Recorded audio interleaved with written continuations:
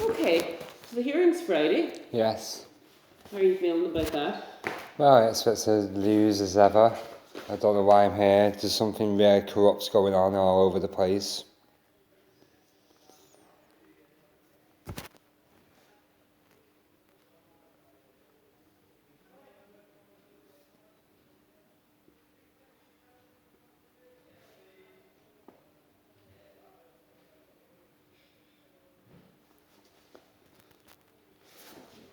Well, there is a couple of reports that I want to read with you. Is that okay? Yeah.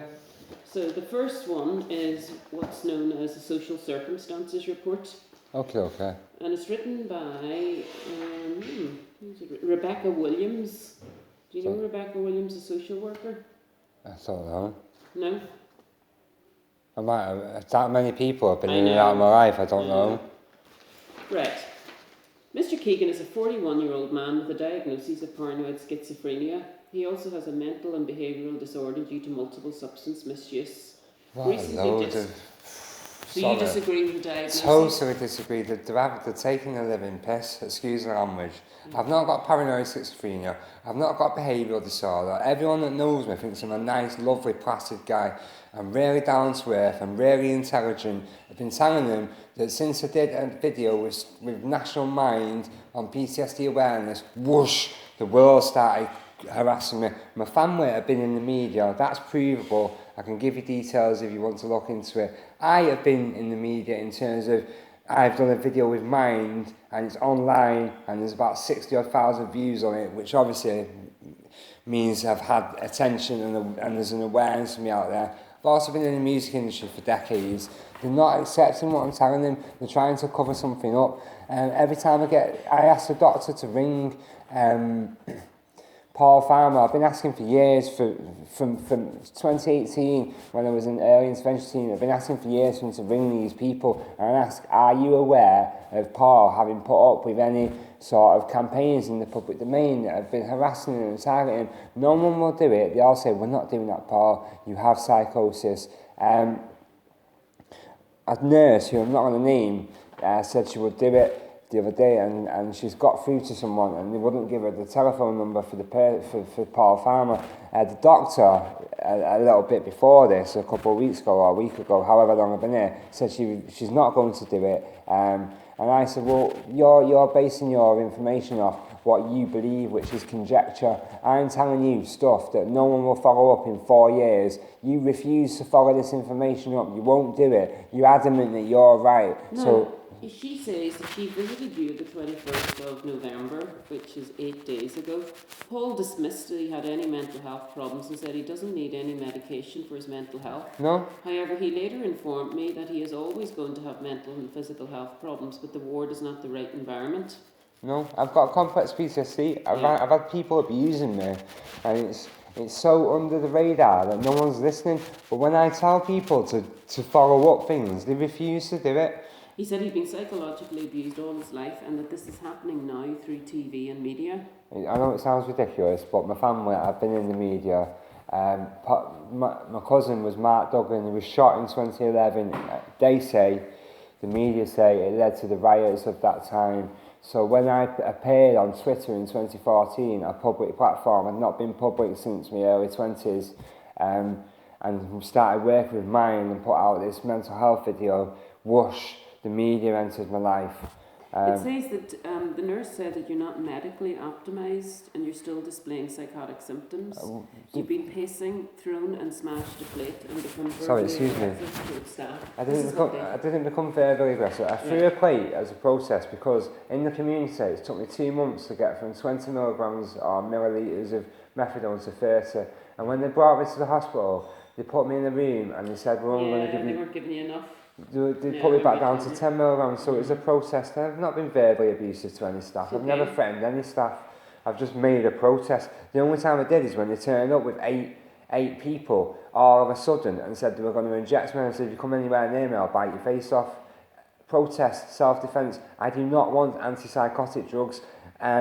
What they should be doing in a legal context is thinking, okay, we think it's this, but he's given us this and this information. we should go and follow all that up and rule it out to be 100% adamant that we are right and he is wrong. They won't even follow it up. You've had frequent presentations to A&E regarding... Many years ago, that's when it was all going on. Once I got into EIT, I had the legal framework around me that seemed to prevent them from continuing to harass me. There's been several referrals to the Access Team for depression and anxiety, none of which were successful as you didn't follow up. Because every time I was trying to get there, I was being harassed in the public domain, and it's difficult to explain, but when I was around the meeting, put it this way, in 2014, January, I had a Twitter page of less than 100 people around me.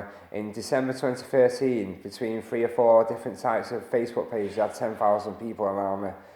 And that was a private, shortened version of my history. Paul lives in his own one-bedroom flat in the centre of Stockport. The tenancy is through a housing association. He advises that he sometimes has friends staying over to keep him company, yes. But it is just him that is on the tenancy. Yes. He advises that he doesn't have much to do with his family. He would like No, that's not true. That's not true at all. What the fuck are these fuckers doing? Sorry for the language. Okay. They're taking the living piss. I was in step 1 for everything in school. They're taking the living... This is why I get angry, because they're taking the living piss. This is not about school, this is about family. Yeah, no, but what I'm saying is, I'm an intelligent guy. I've told them my whole history. Yeah. I am in touch with my mum almost every day. Not recently, because she's dealing with cancer and she worries about things, but at least once a week. But I am always in touch with my family. The only type of family that I'm not in touch with is my dad's side, because I don't get on with them. How dare they? Have you managed to follow up Paul Farmer and Colin McCabe? The only family I don't have contact is father's side of the family. Okay, so you have contact with your mum once a week at least now. Yes, it used to be. Paul would be discharged back to his flat. However, there have been previous concerns regarding who is staying at the flat with him and his vulnerability. I'm not vulnerable. No. Where are they getting this information from? Don't know. I recommend a discharge planning meeting taking place to ensure a discharge home to his flat. Paul advises he is in receipt of the correct benefits. He states that his rent and utility bills are deducted from his benefits, so he is able to manage these without going into debt. He states he would like some support with budgeting as he spends money on alcohol and drugs. No, I don't want any. I very, very rarely drink alcohol. There was a spate a few years ago where I was drinking every day because I was being abused and I was self-medicating. When I take drugs, it's not recreational, it's self-medicating because I have a lot of pain, and because I'm in mental health services, they won't prescribe me pain medication and various other things, I assume, because as soon as you've got a mental health issue, it's all about, well, he might kill himself, he might do this, he might do that. So I self-medicate. Okay. Currently, Paul declined any support in this area. As on discharge with employment, he would like to focus on his music. It has been documented that there have been several attempts from mental and health as adult social care to support Paul, but due to lack of engagements, these have been closed. He was closed to the working age mental health team as he hadn't engaged with his support plan and hadn't responded to community services attempts to contact him. Because I didn't need it anymore, and I was told it's my choice. At this stage now, I want mental health extracted from my life, and I never want to see them again. They physically harm me, they're clinically harming me, they won't follow up the information. They're saying my information is a psychotic disorder. They won't even follow up what I'm telling them, which is it's subject to conjecture. I thought the police, I know what they're doing. It's subject to, they're apparent, they see me for 2 or 3 minutes, hear what I have to say, and they deduce in their head, well, it must be psychosis because it's not normal. No, it's not normal, but my cousin was in the paper. It says you're very welcoming to speak to, you're a well-mannered person. Exactly. You're creative and you enjoy creative music and drawing. You wanted to make pop art come to life by doing his own makeup, for example, eyeliner. Yeah. She met with you in the ward on the 21st of November and introduced myself and advised of my role. Paul advised he does not think he should be in hospital. He told me that he has not got schizophrenia but complex PTSD due to the trauma he's experienced in the past and currently. Yes. He's been psychologically abused in school and his teachers locked him in a cupboard and has now been abused not in a cupboard, in the library. He went on to say,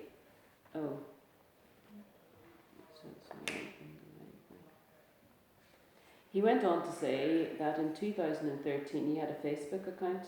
He was surrounded by the music industry since he was 14, and this has been the main thing in his life since then.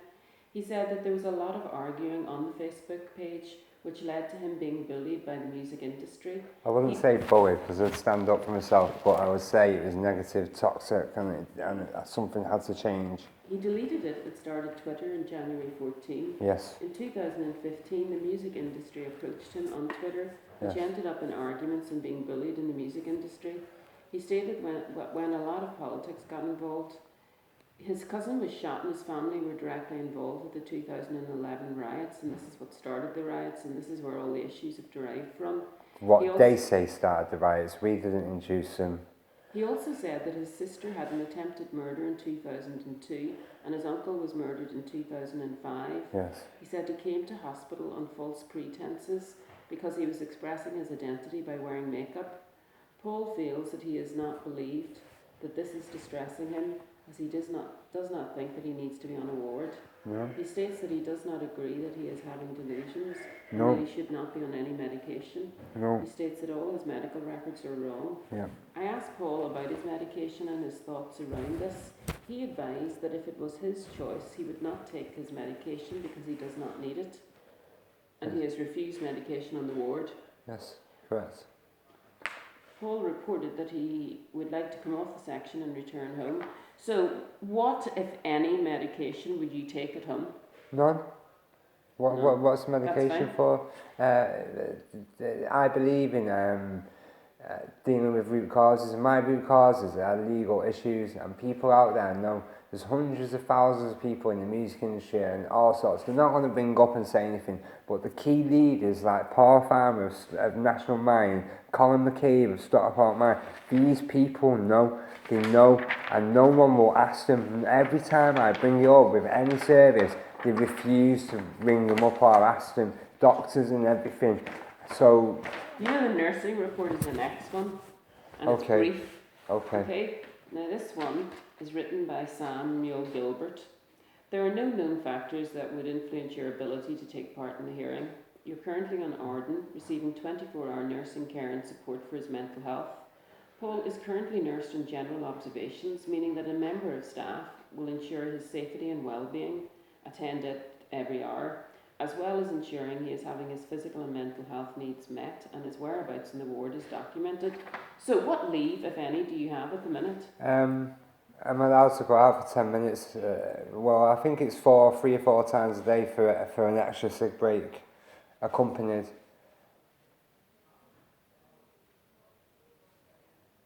Is there no other leave? No. When's your next ward round? I haven't got a clue, I've not even been told. I don't get told these things. Okay. Paul has an allocated named nurse to complete inpatient documentation and care plans and spend one-to-one time with him and assess his mental state. There are weekly ward rounds with Paul's allocated consultant to review the treatment plan and so that Paul can express his thoughts and feelings. Medication is aripiprazole 5 milligrams, methadone 10, diazepam 5 and flufenthixol injection. Yeah, which I'm totally pissed off about, excuse the language. Yeah. It's medical, it's abuse, I'm being abused. So if you were discharged, all you would take from that is the methadone? And the diazepam, because since I've been taking that, I've found it's helping a great deal with things that I never knew it could help with. What, like what? Well, I can sleep better, I feel calmer. Yeah. I don't seem to shiver as much, but I think that's part of the methadone as well. You're on Ensure supplement drinks, so are you taking those? Well, I would if they bring them in. They've been missing for 2 days. What, you haven't had them for 2 days? No, they ran out apparently. And what are you eating instead? Are you able to eat the meals? I'm eating meals, but obviously I can't eat everything. Like, what do you mean? Well, I've not got the biggest appetite in the world, that's why I'm on the Ensure Yeah. drinks.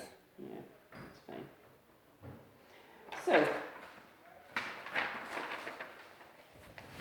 you report that your mum is supportive, but you haven't seen her in a while. You're very pleasant with the nursing staff. You show good humour and rapport is established easily. You're generally doing well in the ward. At times you self-isolate and engage minimally. There was an incident in the ward where you became hostile and threw a plate due to him believing that he's not mentally ill and he wanted to be discharged, but he was easily de-escalated. He was noticed multiple times to be pacing around the ward and acting restless. He will engage with the nursing team on a leads-led basis and request leave off the ward, using this without concern. His self-care is poor and appears to be dishevelled, not attending to his activities of daily living. He does take diet and fluid and enjoys snacking. Paul initially complied with a number of prescribed doses of the aripiprazole antipsychotic medication, but no, because he told me it was anxiety medication, and then when I found out it was antipsychotic, I refused to take it. So they gave me medication under false pretenses, knowing full well that they did that. He remains changeable. It is clear from admission that Paul has been struggling with withdrawal and thus has been using regular methadone. Paul doesn't display any insight into his mental illness. He's guarded and refuses to engage in the team when discussing his delusional beliefs. Because it's not delusion. They won't. They ask me questions. I tell them the answers. They call it delusion. They're not qualified to call it delusion, for one. They're not investigating the leads what I'm giving them, which any scientist would do so. You rule out all options before you decide what something is. Just because some doctor somewhere thinks, he thinks the TV is talking to him, so he must be mad. I've been involved in the music industry since 14. I know people that have been in TV shows, in radio and all that. I've had my name spoken on TV and radio, as shout outs and all that. I've been on radio myself, all this stuff. It says Paul is reluctant to accept antipsychotic medication at present. He did a number of doses of aripiprazole tablets, but then refused them for 6 days before taking them again. No, I don't take them again. I don't take them, I just put them in my pocket and throw them away. Right. I'm being abused, no one will follow up my leads. I've not got paranoid schizophrenia and I want to sue. He accepted the depot without restraint? No, I didn't accept the depot without restraint. I had 8 people suddenly turn up and I went sick about it, and they told me, they basically threatened me, so I had to take it.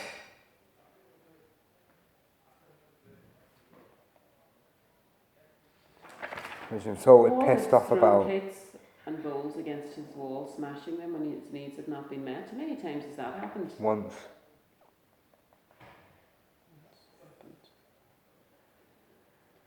Paul needs a longer period of admission to ensure he's adequately treated. He's only had a recent test dose of the injection, so would need longer for this to take effect. What does it mean, longer?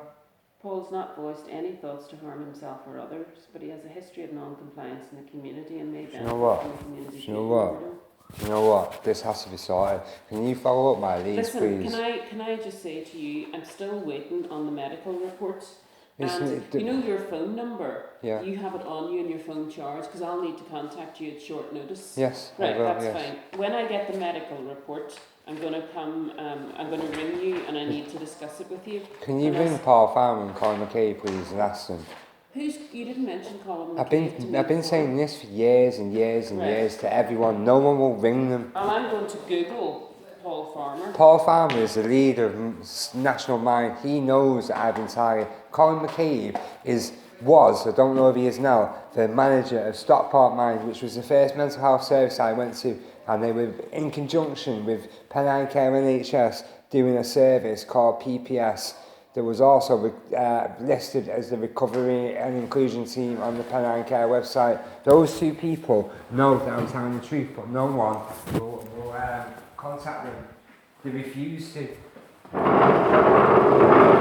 for being a bit anxious, but what I've just heard is completely outrageous what I've just been told. Thank you. It is good. I'm not sure what it's great guy. It's a rum call. Kill the guy. That's the song. Do you know it? Yeah, that song. This is a